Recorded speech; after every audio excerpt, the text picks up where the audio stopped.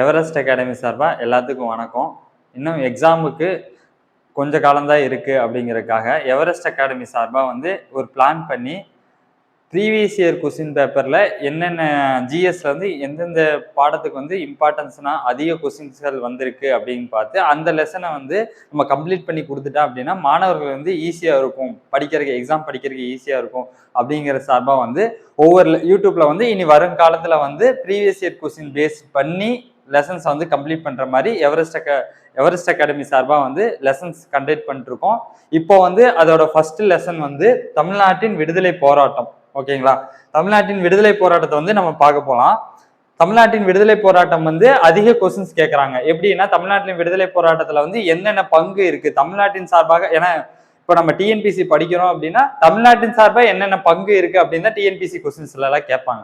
அப்ப நம்ம ஃபர்ஸ்ட் தமிழ்நாட்டின் விடுதலை போராட்டத்துல நம்ம தமிழர்களின் பங்கு என்ன அப்படின்னு நம்ம படிச்சுட்டு வந்தோம் அப்படின்னா அதுல நிறைய கொஸ்டின்ஸ் வருது. நீதி கட்சி, அதுக்கப்புறம் திராவிட கழகம், இதே மாதிரி முன்னாடி சென்னை வாசிகள் சங்கம், இதெல்லாம் என்ன நம்ம பங்களிப்பு தமிழ்நாட்டின் விடுதலை போராட்டத்துக்காக பங்களிப்பு கொடுத்துருக்காங்க அப்படின்னு பாக்குறதா இந்த லெசன். இதுல கொஞ்சம் லெசன்ஸ் பெருசா இருக்கனால நம்ம கொஞ்சம் பார்ட் 1 பார்ட் 2 அந்த மாதிரி பார்ப்போம். இப்போ பார்ட் 1ல நம்ம என்ன பார்க்கணும் அப்படின்னா தமிழ்நாட்டின் காலனிய எதிர்ப்பு போராட்டங்கள். தமிழ்நாட்டுல காலனி ஆட்சி, அதாவது பிரெஞ்சு ஆட்சி, அதாவது காலனி ஆட்சியை எப்படி எதிர்த்து போராடி நம்ம விடுதலை வாங்கினாங்க அப்படிங்கிறத இந்த செக்ஷன்ல பார்ப்போம். ஃபர்ஸ்ட் இதோட இன்ட்ரோடக்ஷன் ஃபர்ஸ்ட் பார்ப்போம். எதனால தமிழ்நாடு விடுதலை போராட்டத்துல சிறந்து இருந்துச்சு அப்படின்னு பார்க்கலாம். காலனி ஆட்சியை எதிர்ப்பதில் தமிழ்நாடு முன்னோடியாக திகழ்ந்தது அப்படின்னு சொல்றாங்க. காலனி ஆட்சி எதிர்ப்புல தமிழ்நாடு முன்னோடியாக இருந்தது அப்படின்னு சொல்றாங்கன்னா ஏன் அப்படி சொல்றாங்க அப்படின்னா 1855 பூலித்தேவர்னு சொல்லிட்டு ஒரு மன்னர் ஆங்கிலேயர்களை முதல்ல எதிர்த்து வெற்றி பெற்றிருக்காரு. அதனாலதான் என்ன சொல்றாங்க அப்படின்னா தமிழ்நாடு முன்னோடியாக திகழ்கிறது, காலனி ஆட்சி எதிர்ப்பில் தமிழ்நாடு முன்னோடியாக திகழ்கிறது அப்படின்னு சொல்றாங்க. அதேதான் பாளையக்காரர்களின் தமிழ்நாட்டில் தங்கள் அரசியல் ஆதிக்கத்தை நிறுவ முயன்ற ஆங்கிலேயர்களின் முயற்சிகளை எதிர்த்தனர். பாளையக்காரர்கள் எல்லாருமே ஆங்கிலேயர்கள் தமிழ்நாட்டுல அவர்களோட ஆதிக்கத்தை நிறுவ போகும்போது அதை எதிர்த்து போராடி இருக்காங்க. இது மட்டும்தானா சார் அப்படின்னு கிடையாது. 1806 வேலூர் புரட்சி அப்படின்னு சொல்லிட்டு ஒண்ணு நடந்திருக்கும். வேலூர் கோட்டையில ஒரு புரட்சி நடந்திருக்கும். அதாவது அந்த 1806 தலைப்பாகை பிரச்சனை வந்திருக்கும்ல, அதுல 1806 வேலூர் கோட்டையில் இந்திய வீரர்களும் அதிகாரிகளும் ஓர் எழுச்சியை திட்டமிட்டு நடத்தினர். ஓகேங்களா, வேலூர் கழகம் அப்படின்னு சொல்றாங்க. இதுதான் 1857 பெருங்கழகத்திற்கு அடிப்படையா இருந்துச்சு அப்படின்னு சொல்லிட்டு சொல்லியிருப்பாங்க. சரிங்களா, அடுத்து தமிழ்நாட்டில் நடைபெற்ற விடுதலை போராட்டங்கள் தனித்தன்மை வாய்ந்தது. ஏன் தமிழ்நாட்டுல நடைபெற்ற விடுதலை போராட்டங்களா தனித்தன்மை வாய்ந்தது அப்படின்னு சொல்றாங்க அப்படின்னா நம்ம ஆங்கிலேயர்ல இருந்து மட்டும் விடுதலை பெறணும் அப்படின்னு நினைக்கல, அதை தாண்டி நம்ம சமூகத்துக்குள்ள என்னென்ன அதாவது சாதி தீங்கினை விளைவிக்கும் சாதி முறை ஏற்படுத்தியிருந்த சமூக தடைகளில் இருந்தும் விடுதலை பெறுவதற்கான போராட்டமாக அமைந்தது. நம்ம ஆங்கிலேயத்திலிருந்து விடுதலை பெறாம இந்த தமிழ்நாட்டுல சாதி முறைகளிலிருந்து களையணும் அப்படின்னு சொல்லிட்டு போராடி இருக்காங்க. ஓகேங்களா, அடுத்து போவோம். ஃபர்ஸ்ட் ஆரம்பிச்ச தமிழ்நாட்டின் தொடக்க கால தேசிய அதிர்வுகள், அதாவது சென்னை வாசிகள். தமிழ்நாட்டிலேயே சென்னை வாசிகள் சங்கம் தான் காலத்தில் முற்பட்ட அமைப்பு அப்படின்னு சொல்லுவாங்க. இந்த சென்னை வாசிகள் சங்கத்துல இருந்து நிறைய கொஸ்டின் கேட்பாங்க. அது என்னென்னு இப்ப பாக்கலாமா? இப்ப இவருதான் கஜிலு லட்சுமி நரசுன்னு சொல்லுவாங்க. இப்போ இதுல ஃபர்ஸ்ட் சென்னை வாசிகள் சங்கம் இருக்கு பாத்தியா, தென்னிந்தியாவில் தொடங்கப்பட்ட சென்னை வாசிகள் சங்கம், அதாவது மெட்ராஸ் நேட்டிவ் அசோசியேஷன், தென்னிந்தியாவில் தொடங்கப்பெற்ற காலத்தால் முற்பட்ட அமைப்பு. தென்னிந்தியாவில் தொடங்கப்பட்ட காலத்தால் முற்பட்ட அமைப்பு என்னன்னு கேட்டாங்க, சென்னை வாசிகள் சங்கம், சென்னை மகாஜன சங்கம் அப்படின்னு கேட்டாங்கன்னா கண்ணை மூடிட்டு போட்டுருங்க, சென்னை வாசிகள் சங்கம் அப்படின்னு போட்டுடலாம். இதை ஆரம்பிச்சது யாரு அப்படின்னா 1852 இது எப்போ சென்னை வாசிகள் சங்கம் எப்போ ஆரம்பிச்சாங்கன்னு கேட்டாலும் ஆன்சர் இருக்கு. இதுல 1852 ஆரம்பிச்சிருக்காங்க. யார் ஆரம்பிச்சாங்கன்னா கஜிலு லட்சுமி நரசும் சீனிவாசனா மற்றும் அவர்களை சேர்ந்தவர்களால் நிறுவப்பட்டது. ஓகேங்களா, சென்னை வாசிகள் சங்கம் யாரால் தொடங்கப்பட்டது? கஜிலு லட்சுமி நரசு. சென்னை வாசிகள் சங்கம் எந்த ஆண்டு தொடங்கப்பட்டது? 1852. 3 கேள்வி இதோட ஆயிடுச்சு. ஓகேங்களா, அடுத்து இதோட முக்கியமான பாயிண்ட், இந்த சென்னை வாசிகள் சங்கம் ஆரம்பிச்சதுலயே தொடங்கப்பட்டதுல இதோட முக்கியமான பாயிண்ட் என்னது அப்படின்னா வருவாய்த்துறை அதிகாரிகளால் விவசாயிகள் சித்திரவதை படுவதற்கு எதிராக இவ்வமைப்பு நடத்திய போராட்டம் முக்கிய பங்களிப்பாகும். சென்னைவாசிகள் சங்கத்தோட முக்கிய பங்களிப்பு என்னன்னு கேட்டாங்க அப்படின்னா, வருவாய்த்துறை அதிகாரிகளால் விவசாயிகள் சித்திரவதைப்படுவதற்கு எதிராக இவ்வமைப்பு நடத்திய போராட்டம் முக்கிய பங்களிப்பாகும். இந்த போராட்டத்துக்கு அப்புறம் என்ன ஆச்சு அப்படின்னா, சித்திரவதை ஆணையம் அமைக்கப்பட்டு சித்திரவதை தடை சட்டம் வந்து போட்டிருப்பாங்க. ஓகேங்களா? சித்திரவதை தடை சட்டம் வந்து எந்த அமைப்பு போராட்டத்தினால் ஏற்படுத்தப்பட்டது அப்படின்னா, சென்னைவாசிகள் சங்கத்தின் அமைப்பினால் ஏற்படுத்தப்பட்டது. அது மட்டும் இல்ல, இதுல வந்து முக்கியமானது என்னன்னா, இந்த சென்னைவாசிகள் சங்கத்துல வந்து முக்கியமா யாரெல்லாம் இருப்பாங்க அப்படின்னா, வணிகர்கள் மட்டும்தான் இருந்தாங்க. சென்னைவாசிகள் சங்கத்துல அதிக எண்ணிக்கையில் இருந்தாங்க வணிகர்கள் மட்டும்தான். சரிங்களா? இவங்க தனிப்பட்ட குழுக்களின் விருப்பங்களை மட்டும் இல்லாம பொதுமக்களின் தேவைகளை அனைவருக்கும் தெரிவிப்பதை நோக்கமாக கொண்டதுதான் இந்த அமைப்பு. ஓகேங்களா? இந்த வணிகர்கள் மட்டும் இருக்காங்க, அவங்களுக்கான வரி வந்து குறைக்கணும் அந்த மாதிரி மட்டும் கிடையாது. மக்களோட பிரச்சனையை வந்து அரசாங்கத்துக்கு தெரிவிக்கிறதுக்காகவும் இந்த அமைப்பு இருந்தது. பாருங்க, தனது உறுப்பினர்களின் நலன்களை முன்னெடுப்பது, வரிகளை குறைக்க கோரிக்கை வைப்பது போன்ற நோக்கங்கள் இவ்வமைப்பு உள்ளடக்கிய. சொன்ன மாதிரி வந்து வரிகளை குறைக்க கோரிக்கை வைப்பது. அது மட்டும் இல்லாம பாருங்க, முக்கியமான பாயிண்ட், மக்களின் நிலை, அவர்களின் தேவைகளை ஆகியவற்றின் மீது அரசின் கவனத்தை திருப்பும் பணியை இவ்வமைப்பை மேற்கொண்டது. ஓகேங்களா? சென்னைவாசிகள் சங்கம்னா முக்கியமான கேள்வி ஒரு 4 கேள்வி. சென்னைவாசிகள் சங்கம் வந்து எப்ப ஆரம்பிச்சது அப்படின்னா 1852. யார் ஆரம்பிச்சாங்கன்னா கஜலூர் லட்சுமி நரசு. ஓகேங்களா? இவ்வமைப்பின் இந்த அமைப்பு தொடங்கியதற்கான முக்கிய பங்களிப்பு என்னன்னு கேட்டாங்க அப்படின்னா, சித்திரவதை ஆணையம் அமைக்கப்பட்டது இதன் மூலம். ஓகேவா? இந்த அமைப்பு வந்து இப்படி நல்லா போயிட்டு இருக்கும் போதும் கஜலூர் லட்சுமி நரசு இறந்ததுக்கு அப்புறம் 1862 இவ்வமைப்பு வந்து படிப்படியா காணாம போயிடுச்சு. ஓகேங்களா? 1862க்கு பின்னர் இவ்வமைப்பு செயலிலிருந்து காணாமல் போனது.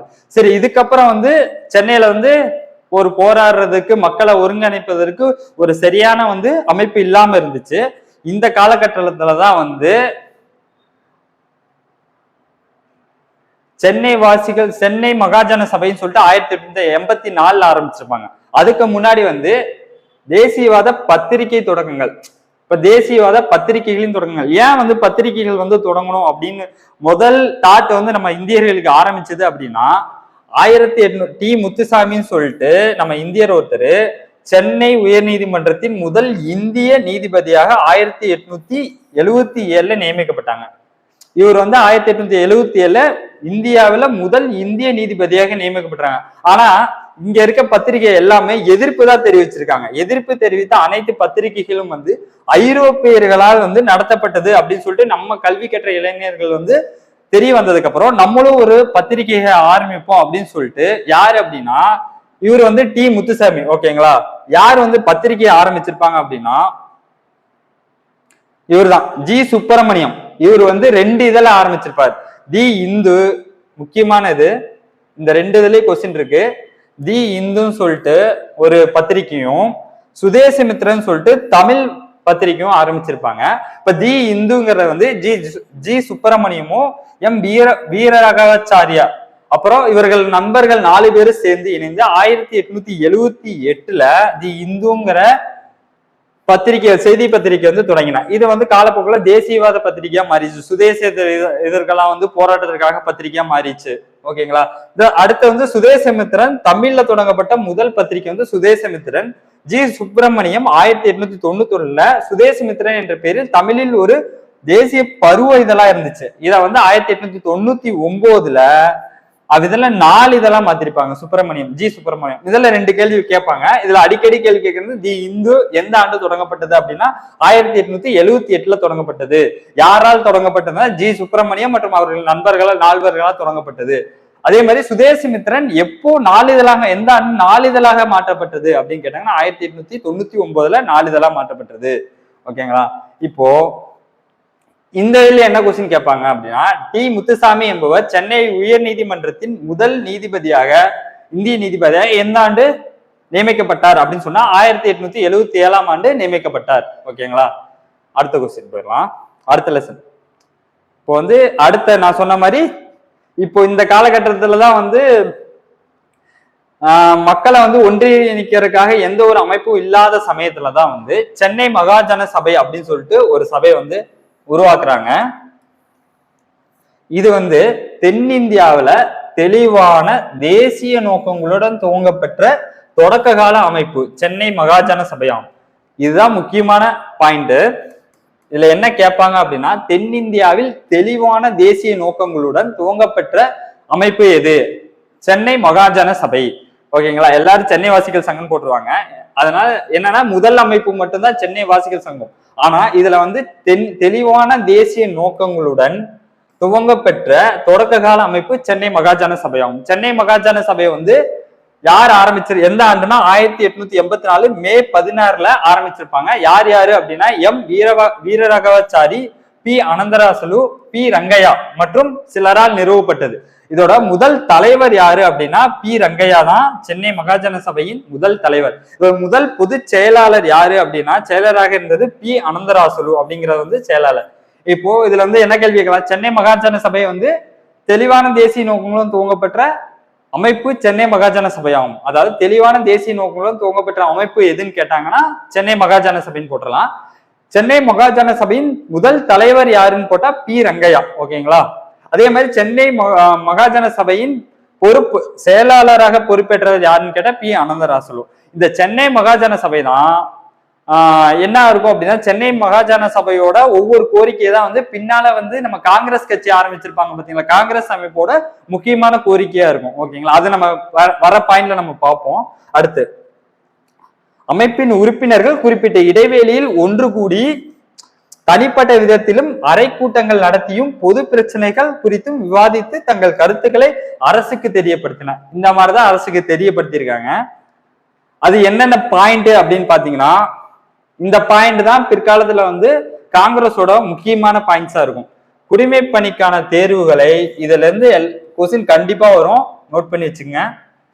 குடிமை பணிக்கான தேர்வுகளை இங்கிலாந்திலும் இந்தியாவிலும் ஒரே சமயத்தில் நடத்தப்பட வேண்டும். லண்டனில் உள்ள இந்திய கவுன்சில்களை மூடுவது, வரிகளை குறைப்பது, இராணுவ குடியில் நிர்வாக செலவுகளை குறைத்தல், இவ்வமைப்பின் பல கோரிக்கைகள் பின்னர் 1855 உருவாக்கப்பட்ட இந்திய தேசிய காங்கிரசின் கோரிக்கைகளாகவே மாறின. ஓகேங்களா? இது வந்து கீழ்கண்டவற்றில் எவை தவறானவை அப்படின்னு கூட கேட்டுட்டு 4 ஆப்ஷன்ல வேற மாத்தி கொடுத்து கூட இந்த கொஸ்டினை கேட்கலாம். இந்த 4 பாயிண்ட்டுமே முக்கியமான பாயிண்ட். ஏன்னா இது பின்னால காங்கிரஸும் இதே தான் சொல்லிட்டு இருக்கும். அதனால இது முக்கியமான பாயிண்ட். குடிமை பணிகளுக்கான தேர்வுகளை இங்கிலாந்திலும் இந்தியாவிலும் ஒரே சமயத்தில் நடத்தப்பட வேண்டும் என்று இந்த சென்னை மகாஜன சபை சொல்லியிருக்கோம். அதே மாதிரி லண்டனில் உள்ள இந்திய கவுன்சிலை மூடணும் அப்படின்னு சொல்லியிருக்கோம். வரிகளை குறைக்கணும் சொல்லியிருக்கோம். இராணுவ குடியியல் நிர்வாக செலவுகளை குறைக்கணும். இது 4 பாயிண்ட்டுமே முக்கியமான பாயிண்ட். ஓகேங்களா? அடுத்து போலாம். இது புரிஞ்சா? ஏன்னா இது முக்கியமான பாயிண்ட்னால இதை சொன்னேன். இதுல இருந்து ஒரு கேள்வி கேட்கணும் அப்படின்னா, சென்னை மகாஜன சபையின் தலைவர் யார்? பி ரங்கையா. இந்த மாதிரி பின்னாடி வந்து ப்ரீவியஸ் இயர் கொஸ்டின் இருக்கு, அதுல நம்ம பார்த்தா என்னன்னு தெரியும், என்னென்ன கொஸ்டின் கேட்டிருக்காங்க அப்படிங்கிறது தெரியும். அடுத்து, மிதவாத கட்டம். மிதவாத கட்டம் அப்படின்னா, சென்னை மகாஜன சபை போன்று மாகாண அமைப்புகள் அகில இந்திய அளவிலான அமைப்புகள் நிறுவப்படுது. சென்னை மகாஜன சபை இந்த மாதிரி அமைப்புகள்லாம் வந்து அகில இந்தியில ஒரு அமைப்பு வந்து உருவாக்கணும் அப்படின்னு வந்து சொல்லிட்டு இருக்கும் போதுதான் 1884 பாத்தீங்களா, 1884 டிசம்பர்ல பிரம்மஞான சபை அப்படின்னு சொல்லிட்டு அந்த அமைப்பின் மூலம் அடையாறுல வந்து ஒரு கூட்டம் கூடியிருப்பாங்க. அந்த இதுல வந்து யார் யாரெல்லாம் வந்திருப்பாங்க, ஏஓஹிம் இந்த மாதிரி வந்து தலைவர்கள், நம்ம தலைவர்கள் எல்லாமே போயிட்டு நம்ம வந்து ஒரு தேசிய அளவில் ஒரு அமைப்பை ஆரம்பிக்கலாம் அப்படின்னு சொல்லிட்டு அங்க வந்து கலந்து பேசிட்டு இருப்பாங்க. இந்த பிரம்மஞான சபையை வந்து யார் ஸ்டார்ட் பண்ணியிருப்பாங்க, அப்படி யாரெல்லாம் வந்து ஸ்டார்ட் பண்ணிருப்பாங்க தெரியுமா? இப்போ வந்து அமெரிக்கால ஆரம்பிச்சிருப்பாங்க. அது வந்து சென்னை அடையாருக்கு 1886 வந்து வந்திருக்கும். சரிங்களா? இதெல்லாம் வந்து அடுத்தடுத்த லெசன்ல பார்ப்போம். அது முக்கியமான பாயிண்ட்ஸ் தான். இப்போ இந்திய தேசிய காங்கிரசின் முதல் கூட்டம், ஓகேங்களா, இந்திய தேசிய காங்கிரசின் முதல் கூட்டம் 1885 பம்பாயில் நடைபெற்றது. ஓகேங்களா? அது இதை எப்படி நான் வச்சுக்கலாம் அப்படின்னா, முதல் 3 கூட்டம் முக்கியமான கூட்டமா, அதனால பிசிஎம் நான் வச்சுக்கலாம். பம்பாய், கல்கத்தா, மெட்ராஸ். ஓகேவா? இந்த 3 கூட்டமே வந்து எதனால நான் வந்து இந்த 3மே முக்கியம் அப்படின்னா, பம்பாய் ஆங்கிலேயர்கள் வந்து முக்கியமா வந்து 3 இடத்துல வந்து நிர்வாகம் நடத்திட்டு இருந்தாங்க. பம்பாய், கல்கத்தா, சென்னை, அந்த 3 இதுலயுமே ஃபர்ஸ்ட் நடத்தியிருப்பாங்க காங்கிரஸ் செக்ஷன். காங்கிரஸ் செக்ஷன் எப்பயுமே வந்து வருஷத்தோட கடைசியில தான் நடக்கும், டிசம்பர் மாசம் தான் நடக்கும். ஓகேங்களா? இப்போ பினா பம்பாய், சினா கல்கத்தா, எம்னா மெட்ராஸ். ஓகே, இந்த 3 இடத்துல நடந்திருக்கும். பம்பாயில வந்து முதல்ல வந்து காங்கிரஸ் இதுல வந்து யாரு வந்து இதுல வந்து பம்பாயில வந்து நடந்திருக்குமா, இதுலயே வந்து சென்னையை சேர்ந்தவங்க 22 பிரதிநிதிகள் வந்து கலந்துருப்பாங்க. ஓகேங்களா? சென்னையை சேர்ந்த 22 பேர் கலந்து, மொத்தம் 72 பிரதிநிதிகள் வந்து பம்பாயில இருந்திருப்பாங்க. அதுல சென்னையை சேர்ந்தவங்க மட்டும் 22 பேர். ஓகேங்களா? அடுத்து 2வது காங்கிரஸ் செக்ஷன் வந்து எங்க நடந்திருக்கும்னா கல்கத்தால நடந்திருக்கும். யார் அதற்கு தலைவர் அப்படின்னா தாதாபாய் நவ்ரோஜி. ஓகேங்களா? 2வது இதுல வந்து யார் தலைவர் அப்படின்னா, ஃபர்ஸ்ட் இது தலைவர் சொல்ல பாத்தியா, அதான் போட்டோவே இருக்கு ஃபர்ஸ்ட்ல, பானர்ஜின்னு சொல்லிட்டு. ஃபர்ஸ்ட் காங்கிரஸோட தலைவர் வந்து பானர்ஜி. ஓகேங்களா? அதுதான் போட்டோ வச்சிருக்கோம். 2வது தலைவர் வந்து தாதாபாய் நவ்ரோஜி. 2வது தேசிய காங்கிரஸ் நடந்திருக்கும். அது எங்க நடந்திருக்கும்னா கல்கத்தால நடந்திருக்கும். ஓகேங்களா? அதான் பிசிஎம் சொன்ன பாத்தீங்களா, கல்கத்தால நடந்திருக்கும். அதோட தலைவர் வந்து தாதாபாய் நவ்ரோஜி. இந்த தாதாபாய் நவ்ரோஜி யாருன்னா இந்தியாவின் முதுபெரும் தலைவர் அப்படின்னு சொல்லுவாங்க. அதே மாதிரி இந்த தாதாபாய் நவ்ரோஜி வந்து 1886, 1893, 1906 இந்த 3 காங்கிரஸ் மாநாட்டில் தலைவரா இருந்திருப்பாரு. அவ்வளவு முக்கியமான தலைவர். 1808 கல்கத்தால இருந்திருப்பாரு, இது லாகூர்ல இருந்திருப்பாரு, அதே மாதிரி இதுவும் கல்கத்தால இருந்திருப்பாரு. இந்த 3 செக்ஷன்லயே தாதாபாய் நவ்ரோஜி இருந்த காங்கிரஸ் செக்ஷன் வந்து இந்த 3 செக்ஷன்லயே இருந்திருப்பாரு. ஓகேங்களா? அடுத்து இவர்தான் தாதாபாய் நவ்ரோஜி. அடுத்து காங்கிரஸின் 3வது மாநாடு, காங்கிரஸோட 3வது மாநாடு நம்ம சென்னையில நடந்துச்சு. நம்ம சென்னையில 1000 விளக்கு, இப்போ 1000 விளக்குன்னு சொல்றாங்க பாத்தியா, அந்த இடத்துல மக்கீஸ் தோட்டத்துல வந்து சென்னையில இருக்க நம்மளோட 3வது காங்கிரஸ் மாநாடு நம்ம சென்னையில நடைபெற்றுச்சு. அதுல வந்து 607 பேர் கலந்துருப்பாங்க. மொத்தம் 607 பேர் கலந்துருக்காங்க. அதுல வந்து 362 பேர் வந்து சென்னையை சேர்ந்தவங்க. ஓகேங்களா? இதுல வந்து என்ன கேள்வி கேட்கலாம் அப்படின்னு நான் சொல்றேன். ஏன்னா இதுல காங்கிரசின் 3வது மாநாடு பக்ருதீன் தியாப்ஜியால் தலைமையில் சேர்ந்து சென்னையில் நடந்தது. எந்த ஆண்டு நடைபெற்றது அப்படின்னு சொல்லுவாங்க. ஓகேங்களா? எந்த ஆண்டு நடைபெற்றதுன்னு சொல்லுவாங்க. அதுக்கப்புறம் வந்து இந்திய தேசிய காங்கிரஸ் 2வது மாநாட்டின் தலைவர் யார்? தாதாபாய் நவ்ரோஜி. இந்த மாதிரி கொஸ்டின்ஸ் இருக்கும். அடுத்து தமிழ்நாடு அன்றைய சென்னை மாகாணத்தின் ஒரு பகுதியாக இருந்தது. ஓகேவா? தமிழ்நாடு வந்து அன்னைக்கு சென்னை மாகாணத்தின் ஒரு பகுதி. அப்ப சென்னை மாகாணம்னா என்னென்ன இது சேர்ந்து இருந்துச்சு அப்படின்னா, ஆந்திராவோட பெரும் பகுதியும், கர்நாடகாவோட பெங்களூரு, பெல்லாரி மற்றும் தெற்கு கர்நாடகா இதெல்லாம் சேர்ந்தும், கேரளாவோட மலபார் சேர்ந்து, இதெல்லாம் ஒடிசாவின் கஞ்சம், இது வரைக்கும் சென்னை மாகாணம் இருந்திருக்கு அந்த காலத்துல. சரிங்களா? அடுத்து முக்கியமானது சுதேசிய இயக்கம். சுதேசி இயக்கம் வந்து எதனால எப்படி தோணுச்சு அப்படின்னு பாத்தீங்கன்னா வந்து வங்கப்பிரிவினை வந்து 1905ஆம் ஆண்டு வந்து பிரிச்சிருப்பாங்க வங்கப்பிரிவினை. இதனால சுதேசி இயக்கத்திற்கு இட்டு, அதாவது வங்கப்பிரிவினை தான் சுதேசி இயக்கத்திற்கு இட்டு சென்று விடுதலையின் போராட்டத்தின் போக்கை மாற்றி அமைத்தது. இப்போ மிதவாத தேசியவாதிகள், தீவிரவாத தேசியவாதம் சொல்லிட்டு 2 தேசியவாதிகள் இருப்பாங்களா, அந்த 2 தேசியவாதிகள் வந்து இப்போ வந்து வங்கப்பிரிவினை தான் வந்து மிதவாத தேசியவாதி. இது வரைக்கும் மிதவாதி தேசியம் வந்து இந்த மன்றாடுவது, அதுக்கப்புறம் வந்து லெட்டர் போடுவது, அந்த மாதிரிதான் வந்து ஆங்கிலேயர்கள் வந்து பேசுவாங்க. இதுக்கப்புறம் தான் இந்த வங்க பிரிவினைக்கு அப்புறம் தான் ஆங்கிலேயர்கள் வந்து மிதவாத தேசியம் வந்து அதோட போக்கையை மாற்றி என்னென்னலாம் பண்ணியிருப்பாங்க அப்படின்னா வந்து இந்த அந்நிய பொருட்களை வந்து அந்நிய பண்டங்களை புறக்கணிக்கிறது, தேசிய கல்வியை வந்து முன்னெடுக்கிறது, இந்த மாதிரி விஷயங்கள்லாம் சுதேசி நிறுவனங்களை ஊக்குவித்தல், இந்த மாதிரி விஷயங்களுக்கு எல்லாம் வந்து மிதவாத தேசியவாதிகள் வந்து முக்கியத்துவம் கொடுத்திருப்பாங்க. இந்தியாவில் பல பகுதிகள், குறிப்பாக வங்காளம், பஞ்சாப் மற்றும் மகாராஷ்டிரா ஆகிய பகுதியில் புகழ்பெற்ற தலைவர்கள் வந்து லால் லால் லால் அப்படின்னு சொல்லிட்டு, லால் பால் லால் அப்படின்னு சொல்லிட்டு 3 பேர் இருப்பாங்கல்ல, அவங்க எல்லாம் வந்து இந்த இடத்துலதான் வந்து உருவாகி இருக்காங்க அப்படின்னு சொல்றாங்க. இதே தமிழ்நாட்டுல என்ன நடந்துச்சு அதான் நம்ம பார்க்க போறோம். இப்ப ஏன்னா நம்ம தமிழ்நாட்டின் விடுதலை போராட்டம் தானே பார்க்க போறோம். இப்ப தமிழ்நாட்டின் விடுதலையில தமிழ்நாட்டுல என்ன நடந்துச்சு, அந்த காலகட்டத்துல தமிழ்நாட்டுல என்ன நடந்துச்சு. நம்ம வஉசி இருக்காரு பாத்தீங்களா, வஉசி, இந்த சுப்பிரமணிய பாரதி, சுரேந்திரநாத் ஆரியா போன்றவங்களாம் வந்து தமிழ்நாட்டை சேர்ந்து சிறந்த தலைவர்னு சொல்றாங்க. இதுல வந்து ஃபர்ஸ்ட் இந்த சுதேசி இயக்கம் 1905 வங்க பிரிவினைக்கு அப்புறம் சுதேசி இயக்கம் நடந்துச்சு. இதெல்லாம் தான் வந்து ஃபர்ஸ்ட் வந்து தமிழை பயன்படுத்தி மக்களை ஈர்த்தாங்க. அதுக்கு முன்னாலாம் வந்து இங்கிலீஷ், ஹிந்தி அந்த மாதிரி தான் போயிட்டு இருக்கும். சென்னை மெரினா கடற்கரை, மூக் மார்க்கெட்டு அந்த மார்க்கெட்ல எல்லாம் வந்து போராட்டங்கள் பேச்செல்லாம் நடந்துட்டு இருக்கும்போது ஃபர்ஸ்ட் வந்து தமிழ் பயன்படுத்தி வந்து மக்களை வந்து திரட்டியிருப்பாங்க. எதன் பின்னாடி வந்து தமிழ் பயன்படுத்திருப்பாங்க அப்படின்னா சுதேசி இயக்கத்திற்கு பின்னாடி வந்து தமிழ் வந்து பயன்படுத்தி மக்களை வந்து திரட்டிட்டு இருப்பாங்க. மக்கள் நாட்டுப்பற்று உணர்வுகளை தட்டி எழுப்பதற்காக சுப்பிரமணிய பாரதியின் பாடல்கள் வந்து முக்கியமா இருந்துச்சு அப்படின்னு சொல்றாங்க. சுதேசிய கருத்துக்களை பரப்புரை செய்ய பல இதழ்கள் தோன்றின. சுதேசி மித்திரன், இந்தியன் போன்ற ஆகிய 2 முக்கிய இதழ்கள் ஆகும். ஓகேங்களா, இதுல வந்து சுதேசி மித்திரன், இந்தியா போன்ற 2 முக்கிய இதழ்கள் ஆகும். சுதேசிய கருத்துக்களை பரப்புரை செய்ய பல இதழ்கள் தோன்றின. இதுல முக்கியமான இதழ்கள் வந்து சுதேசி மித்திரன், இந்தியா. ஓகேங்களா, தீவிர தேசியவாத தலைவர்களான பிபின் சந்திரபால் சென்னை வந்த போது வந்து ஆற்றிய உரை வந்து இளைஞர்களை வந்து ரொம்ப கவர்னது அப்படின்னு சொல்றாங்க. ஓகேங்களா, இதுல அவ்வளவு கொஸ்டின்ஸ் வராது. அடுத்து போவோம். இதுதான் முக்கியமான கொஸ்டின்ஸ் இங்க இருக்கு. சுதேசி நீராவி கப்பல் வந்து யாரு ஆரம்பிச்சிருக்கா அப்படின்னா வஉசி.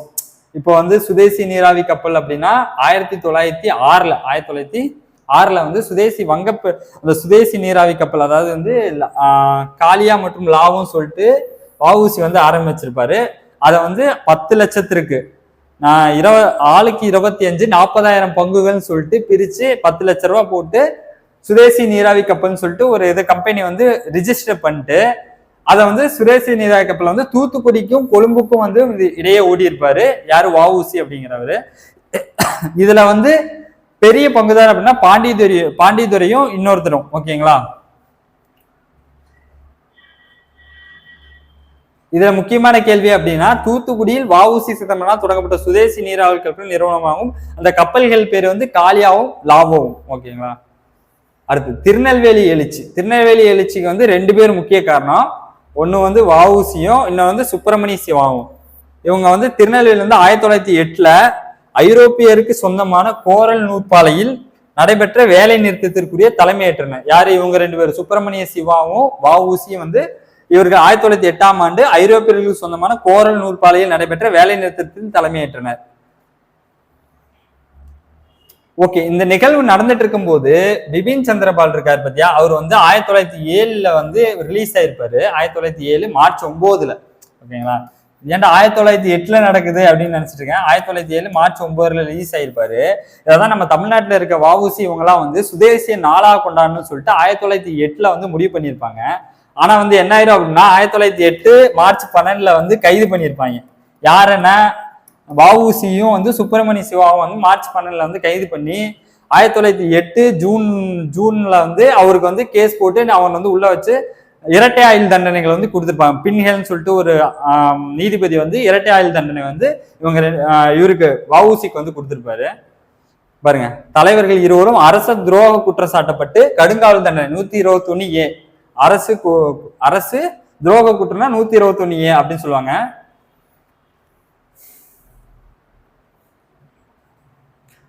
வஉசிக்கு கடுமையான வகையில் 2 ஆயுள் தண்டனைகள் வழங்கப்பட்டன. மக்கள் செல்வாக்கு பெற்ற 2 தலைவர்களும் கைது செய்யப்பட்ட செய்தி அறிந்து திருநெல்வேலி வந்து கழக வெடித்தது. இதனால வந்து 4 பேர்த்த சுட்டு கொண்டிருப்பாங்க.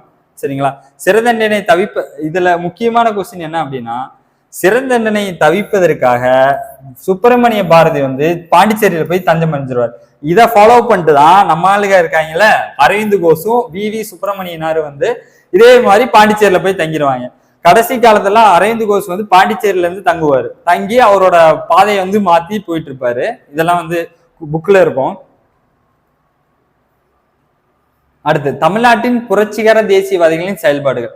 தமிழ்நாட்டுல வந்து புரட்சிகர தேசியவாதிகளின் செயல்பாடுகள் என்ன அப்படின்னா, தமிழ்நாட்டை சேர்ந்த புரட்சிகர தேசியவாதிகள் வந்து பலருக்கும் லண்டனில் உள்ள இந்திய ஹவுஸும் அப்புறம் பாரிஸ்ல இருக்கிறதும் அவங்களுக்கு வந்து புரட்சிகர நடவடிக்கைகளை பத்தியும் அறிமுகம் பயிற்சியும் வந்து இந்த 2 அமைப்பும் வந்து கொடுத்துருக்கோம். என்னென்ன அமைப்பு அப்படின்னா, லண்டனில் இருந்த இந்திய ஹவுஸும் பாரிஸில் இருக்கிறதும் வந்து தேசியவாதிகள் பலருக்கு வந்து புரட்சிகர நடவடிக்கைகளை பற்றி அறிமுகம் கொடுத்துருக்கோம். அவர்களை முக்கியமானவர்கள் யார் யாரு அப்படின்னா, புரட்சிகர தேசியவாதிகள் முக்கியமானவர்கள் யார் யாருன்னா MPT ஆச்சாரியா, வி சுப்பிரமணியனார் மற்றும் TSS ராஜன். இவங்க 3 பேரும் வந்து முக்கியமான தலைவர்கள், புரட்சிகர தேசியவாதிகள் முக்கியமான தலைவர்கள். புரட்சிகர செய்தித்தாள்கள் வந்து பாண்டிச்சேரியில இருந்து தான் வெளியே வந்திருக்கும். பாண்டிச்சேரியில இருந்து சென்னைக்கு வந்து வெளியே வந்திருக்கும் அப்படின்னு சொல்றாங்க. ஆஸ் அப்படிங்கிறது யாரு அப்படின்னா, இந்த ஆஸ்ங்கிறவர் வந்து 1904ஆம் ஆண்டு நீலகண்ட பிரம்மச்சாரி வந்து பாரத மாதா சங்கம் சொல்லிட்டு ஒரு அமைப்பை ஏற்படுத்தியிருப்பார். பாரத மாதா சங்கம் அமைப்பை ஏற்படுத்தி நீலகண்ட பிரம்மச்சாரி. இந்த பாரத மாதா சங்கத்தின் சார்பாக தான் வந்து வாஞ்சிநாதன் இருக்கார் பத்தியா, வாஞ்சிநாதன் வந்து 1911ஆம் ஆண்டு ஜூன் 17ஆம் நாள் திருநெல்வேலி மாவட்ட ஆட்சியரான ஆசை வந்து சுட்டு கொண்டுட்டு மணியாச்சி அப்படிங்கிற ரயில் நிலையத்துல வந்து சுட்டு கொண்டுட்டு அவரு செத்துருப்பாரு. ஓகேங்களா? இதுல இருந்து கேள்வி என்னன்னா, எந்த ஆண்டு வாஞ்சிநாதனால் மாவட்ட ஆட்சியரான ஆஸ் சுட்டுக் கொல்லப்பட்டார் அப்படின்னா 1911 ஜூன் 17. எந்த இடத்துல அப்படின்னா மணியாச்சி அப்படிங்கிற இடத்தில். யாரால் சுட்டுக் கொல்லப்பட்டது அப்படின்னா வாஞ்சிநாதனா சுட்டுக் கொல்லப்பட்டது. ஓகேங்களா? பாரத மாதா சங்கத்தை தொடங்கியவர் யாருன்னா நீலகண்ட பிரம்மச்சாரி. இவ்வளவுதான் இந்த இதுல கொஸ்டின். அடுத்து அன்னி பெசன்ட் அம்மையாரும் தன்னாட்சி இயக்கம். அன்னி பெசன்ட் அம்மையார் வந்து 1893 இந்தியா வருவாங்க. வந்த உடனே வந்து பிரம்மஞான சபையின் வந்து தலைவரா வந்து ஏற்றிருப்பாங்க. இதுக்கப்புறம் வந்து இவங்க வந்து 2 பத்திரிகையை வந்து தொடங்கியிருப்பாங்க. ஒரு பத்திரிகை வந்து நியூ இந்தியா, இன்னொரு பத்திரிகை வந்து காமன்வெல்த். இப்ப காமன்வெல்த் வந்து எப்படி நான் வச்சுக்கலாம்னா, இப்போ 1914 காமன்வெல்த் வந்து தொடங்கியிருக்காங்க அப்படின்னா 1914 அப்படின்னா காமன்வெல்த்னா இப்போ 4 பக்கம் காமனா வீல் இருக்கு அப்படின்னு நான் வச்சுக்கோங்க. டயர் இப்போ கார்ல வந்து 4 பக்கம் வந்து காமனா வீல் இருக்கு, இதை காமன்வெல்த் அப்படின்னு நான் வச்சேன். இன்னொன்று வந்து அடுத்த வருஷமே 1915 நியூ இந்தியான்னு சொல்லிட்டு பத்திரிகை ஆரம்பிச்சிருப்பாங்க அன்னி பெசன்ட் வந்து தன்னாட்சி இயக்கத்தை வந்து ஆரம்பிச்சிருப்பாங்க. அதே மாதிரி அன்னி பெசன்ட் வந்து 1917 காங்கிரஸோட தலைவியா இருந்திருப்பாங்க. முதல் காங்கிரஸோட பெண் தலைவி அப்படின்னா வந்து அன்னி பெசன்ட். ஓகேங்களா? அன்னி பெசன்ட் பத்தி அவ்வளவுதான். இப்போ வந்து அன்னி பெசன்ட் வந்து பிரம்மஞான சபையின் தலைவரும் அயர்லாந்து பெண்மணியுமான அன்னி பெசன்ட் அயர்லாந்தின் தன்னாட்சி அமைப்புகளை அடிவிட்டு தன்னாட்சி இயக்கம் இங்க முன்வந்தாங்க. இவங்க வந்து 1916 தன்னாட்சி இயக்கத்தை வந்து தொடங்கினா அப்படின்னு நான் சொல்லியிருக்கேன். அகில இந்திய அளவில் தன்னாட்சி வழங்கப்பட வேண்டும் என்ற கோரிக்கையை முன்னெடுத்து சென்றார் அன்னி பெசன்ட். ஓகேங்களா? இதுல வந்து யாரெல்லாம் துணை நின்றுப்பாங்க அப்படின்னா ஜிஎஸ் அருண்டேல், பிபி வாடியா மற்றும் சிபி ராமசாமி ஆகியோருக்கு துணை நின்றனர். இவர்களுக்கு துணை நின்றனர். ஓகேங்களா? இவர்கள் கோரிக்கை தன்னாட்சி வந்து ஆங்கிலேய அரசிடம் ஓரளவுக்கான விசுவாசத்தையே கொண்டிருந்தது. ஓகேங்களா? இப்போ தன்னாட்சி வந்து ஒவ்வொருத்தருக்கும் ஒவ்வொரு மாதிரி இருக்கு அப்படின்னு சொல்லிட்டு இதுல இந்த லைன்ல இருந்து தெரிஞ்சுக்கலாம். அதே மாதிரி நான் சொன்ன மாதிரி நியூ இந்தியா காமன்வெல்த் இந்த 2 பத்திரிகையும் வந்து ஆரம்பிச்சிருப்பாங்க. ஓகேங்களா? நியூ இந்தியாப்பா 1915, காமன்வெல்த் 1914, 4 காமனா இருக்கு அப்படின்னு சொல்லிட்டு. இதுல முக்கியமான கொஸ்டின் அப்படின்னா, அதிநவீன வசதிகளுடன் கூடிய ரயிலில் அடிமைகளாக இருப்பதை விட சுதந்திரத்துடன் கூடிய மாட்டு வண்டியே சிறந்தது அப்படின்னு சொன்னவர் யாரு அப்படின்னா அன்னி பெசன்ட் அம்மையார். ஓகேங்களா? இது முக்கியமான கொஸ்டின். 1910ஆம் ஆண்டு பத்திரிகை சட்டத்தின்படி அன்னி பெசன்ட் பிணைத்தொகை பெருமளவு பணத்தை செலுத்தும்படி அறிவுறுத்தப்பட்டனர். அன்னி பெசன்ட் வந்து 10 பத்திரிகை சட்டம் 1910 இருக்குல்ல, அந்த சட்டத்தின்படி அவங்களுக்கு வந்து பத்திரிகை சட்டத்தின்படி அன்னி பெசன்ட் பிணைத்தொகையை வந்து செலுத்தியிருக்காங்க.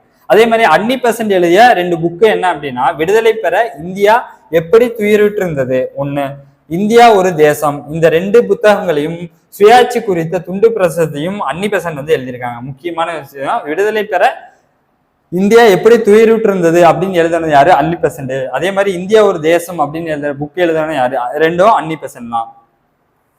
ஓகேங்களா? இப்போ இந்த டாபிக் நடத்தியிருக்கோம்ல, இந்த டாபிக்ல இருந்து ப்ரீவியஸ் இயர் கொஸ்டின் என்னென்ன கேட்டிருக்காங்க அப்படிங்கிறத நம்ம எடுத்து வச்சிருக்கோம். அதை நம்ம பார்த்துருவோம். அதை பார்த்துட்டுனா ஒரு கிளாரிட்டி கிடைக்கும். அந்த டாபிக் மட்டும் நம்ம இம்பார்ட்டன்டா படிச்சுட்டு போயிடுவோம். ஓகேவா? என்ன கேட்டிருக்காங்க அப்படின்னா பாருங்க, வஉசி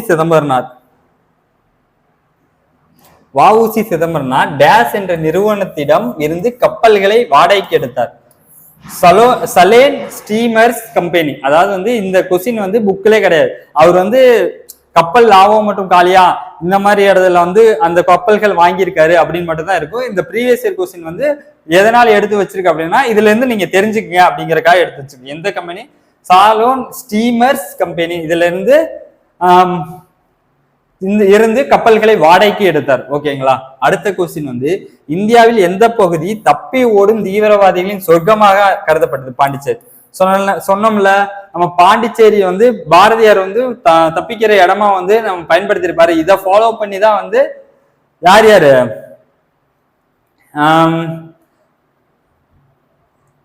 இத ஒரு நிமிஷம் இங்க பாருங்க,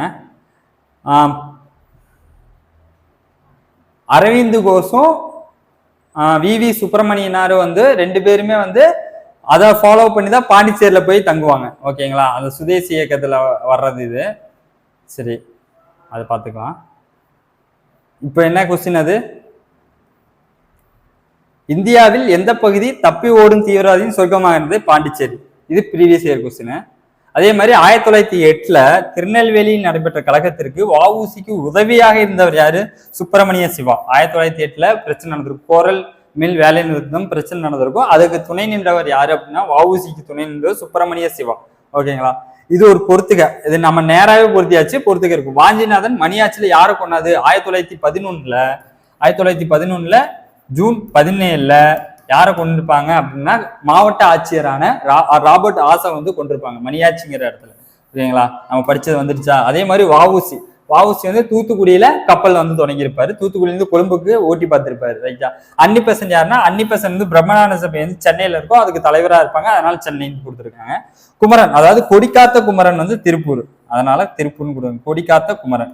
ஓகேங்களா, கொடிக்காத்த குமரன் எந்த ஏரியா? திருப்பூர். அடுத்த கொஸ்டின் வந்து ஒரு கூற்று காரணம் இப்படி கேட்டாங்கன்னா என்ன?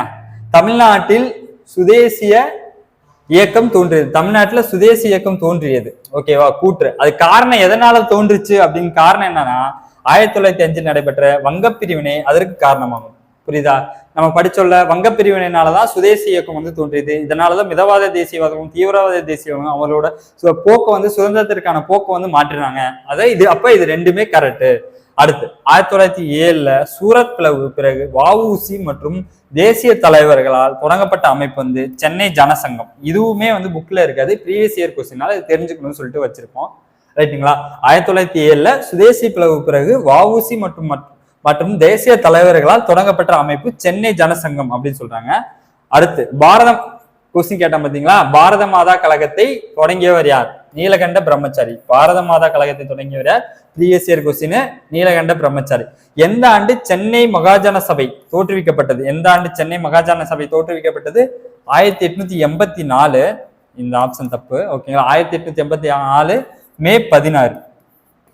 ஓகேங்களா, இது வேணாம், இது படிச்சுக்கோங்க. 1884 மே 16 வந்து எந்த ஆண்டு சென்னை மகாஜன சபை தோற்றுவிக்கப்பட்டது? 1884 மே 16. திருநெல்வேலியில் உள்ள மணியாச்சியில் 1911 ஜூன் 17 மாவட்ட ஆட்சியர் துறை டேஸ் என்பவரால் கொல்லப்பட்டது. வாஞ்சிநாதன் அவர்களால் கொல்லப்பட்டது. ஓகேங்களா, நம்ம பாடம் நடத்திட்டு இருக்கும் போதே சில கொஸ்டின்ஸ் கேட்டிருந்தோம், அது எல்லாமே ப்ரீவியஸ் இயர் கொஸ்டின்ஸ்ல இருக்கு. இன்னும் நிறைய கொஸ்டின்ஸ் நாங்க வந்து ப்ரீவியஸ் இயர் கொஸ்டின்ஸ் வந்து அப்டேட் பண்ணிட்டே இருக்கோம். பார்ட் 1ல வந்து ஆங்கிலேயர்களுக்கு எதிர்த்து நம்ம வந்து எப்படி போராடி இருக்கோம் மட்டும் பார்த்திருக்கோம். அடுத்ததுல வந்து நீதி கட்சி, பிராமணருக்கு எதிரான இயக்கம், அதெல்லாம் நம்ம வந்து பார்ப்போம். நன்றி, வணக்கம்.